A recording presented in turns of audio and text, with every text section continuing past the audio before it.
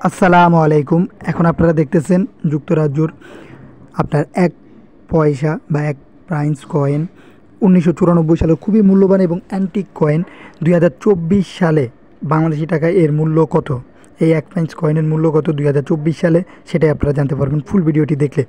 Video শুরুতে যেটা বলবো যে বাংলাদেশি টাকা ২০২৪ সালে এই ১ প্রাইন্স কয়েন আপনারা বিক্রি করবেন, সর্বনিম্ন রেট হচ্ছে ১৭০ টাকা।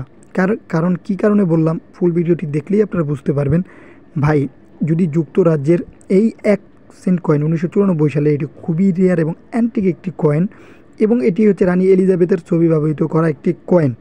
আপনারা একটি জিনিস মাথায় রাখবেন যে অনেকে বলবে যে এগুলোর কোনো মূল্য নাই। আপনাদের একটি কথাই বলবো, এগুলোর মূল্য কখনোই ৫০ টাকা বা ৭০ টাকা হবে না। আপনারা যদি যুক্তরাজ্যের টাকার কনভার্টও দেখেন, তাও দেখবেন যে বাংলাদেশের চাইতে যুক্তরাজ্যের টাকার মান অনেক ভালো। তাই আপনাদের বলবো যে এই সব জিনিসগুলো বিক্রি করার ক্ষেত্রে আপনারা মিনিমাম ১৭০ টাকা পিস এখন ২০২৪ সালে বিক্রি করার চেষ্টা করবেন এবং কখনোই ৩০, ৪০, ৫০ বা ১০০ টাকাও বিক্রি করেন না।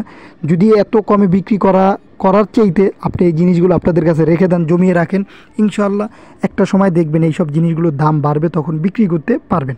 এবং এগুলো যারা বলে যে অনেক টাকা, বা হ্যাঁ হতে পারে, সেটা ভবিষ্যতে যদি জমিয়ে রেখে দিতে পারেন ভবিষ্যতে অনেক টাকা বিক্রি করতে পারবেন এবং ভালো কোনো কালেক্টর যদি থাকে আপনার কাছ থেকে অনেক টাকা দিয়েও কিনতে পারে। প্লাস আপনার জিনিস, আপনি একটি কথা মাথায় রাখবেন, আপনার জিনিস আপনি চাইলে ২০০, ৪০০, ৫০০, ১০০০ টাকার উপরে বিক্রি করতে পারবেন। কিন্তু আমি যেটা বললাম সেটা একেবারেই কম রেট। আপনারা চাইলে এর নিচে কখনোই বিক্রি করবেন না। আর এটা যত বেশি পুরনো হবে তত বেশি মূল্য বাড়বে। আর এই পুরনো জিনিসগুলো যদি বিক্রি করতে চান তাহলে আমাদের গ্রুপ আছে বেটার কালেকশন বিডি এবং শেখ সাব্বির হাসান মুন্সি, এই দুইটাতে পোস্ট করতে পারেন, দুপাশে ভালো ছবি তুলে এবং ধৈর্যশীলভাবে থাকলে বিক্রি হতে পারে। এবং যদি আপনাদের কাছে এরকম পুরনো জিনিস থাকে কয়েন, তাহলে অবশ্যই কমেন্টে জানিয়ে যাবেন কী কী জিনিস আপনার কাছে আছে এবং কোনো তথ্য যদি আপনাদের জানতে প্রয়োজন হয় তাহলে আমাদের পেজে মেসেজ করেন, ইনশাআল্লাহ আমরা যতটুকু জানি সাহায্য করার চেষ্টা করব।